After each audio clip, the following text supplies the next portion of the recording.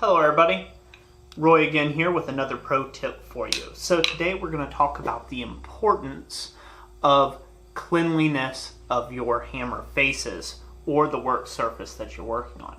Now this here, I've got this hammer, this is made out of stainless steel, and this is just a 1045 high carbon steel stake that I have polished the face on.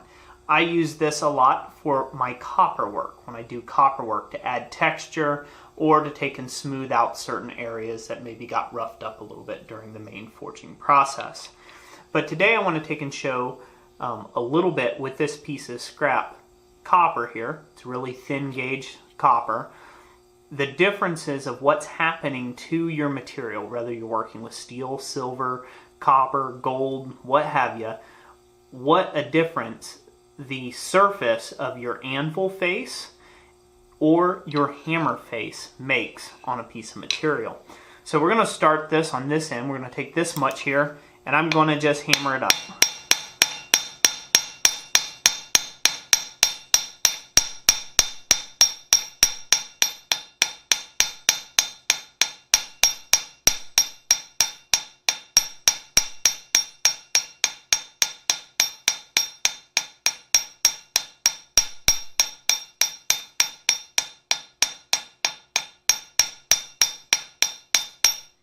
Okay, so there you go. So I've got that hammered up there, and we're going to take this up to a little closer inspection here in a second. So that is a smooth hammer face on a smooth surface. These are almost polished, okay? Now I'm going to go ahead and take a hammer face that is a lot rougher. And this might be something that you guys find in your shop where you've let the face get rusty, maybe it's got some pitting in it. And I'm going to hammer it against my relatively smooth face of my anvil, just behind the original.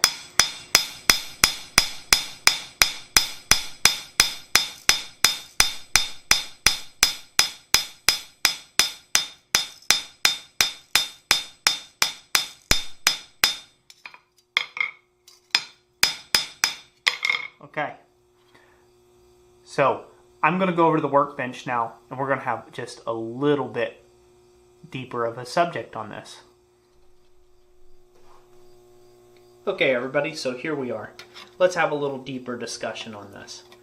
So this first area here, if you see how shiny that is and how it refracts the light, that is what happens when you hammer smooth or semi-matte finish copper with a polished hammer face and a polished stake anvil. Over here, again, was with the rough pitted hammer face and the relatively the same work surface that I was working on my anvil. Now this is actually pretty good in a lot of cases. This is a decent finish here.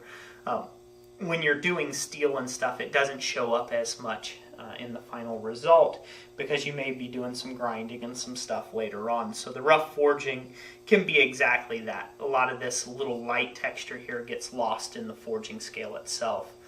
But this here, you can tell the difference between working on a face of an anvil or a hammer that has a polished face or as clean as humanly possible versus not. You can see that it's got little pieces of junk in it and things of that nature. So that's something for this pro tip. You may want to consider dressing your hammer faces and dressing your anvil top if you can. This will help greatly improve the finished result of your work, and it will save you cleanup time as well.